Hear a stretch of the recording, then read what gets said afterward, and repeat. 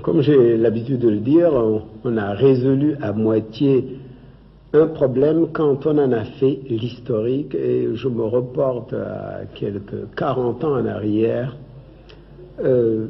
à la fin de mes études, ou plutôt plus loin encore quand j'étais étudiant en Sorbonne, qu'avec Aimé Césaire, Léon Damas et quelques camarades, nous lancions le mouvement de la négritude. Nous avions commencé par revendiquer passionnément notre identité nègre, et je peux le dire maintenant, nous étions même racistes. J'avais commencé par être déchiré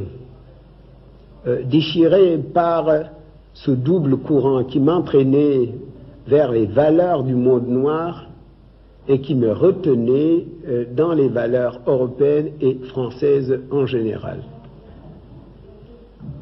Aujourd'hui, je ne me sens pas du tout déchiré, mais j'ai dû vivre une passion au sens étymologique du mot.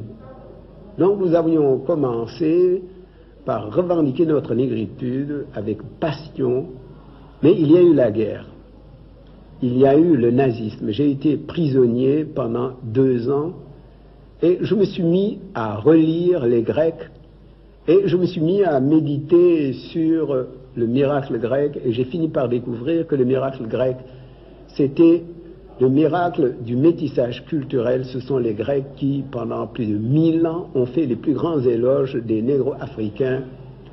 Et c'est pourquoi, à la négritude ghetto, nous avons peu à peu substitué la négritude enracinement mais ouverture, et nous avons pensé que pour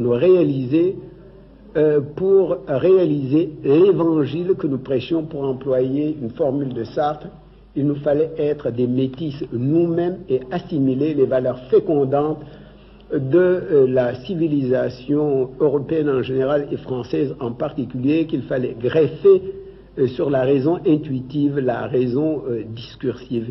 Et il fallait que ces deux raisons se fécondent mutuellement, car c'est dans cette fécondation que le miracle grec s'est produit, et c'est le cas de la France. Qu'est-ce que c'est que la France? Il y a 2 races en France. Il y a les Méditerranéens au sud de la Loire, et il y a les Indo-Européens au nord de la Loire.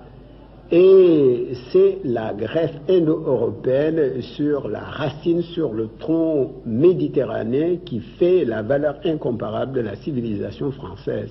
Et la langue française elle-même est une langue métisse.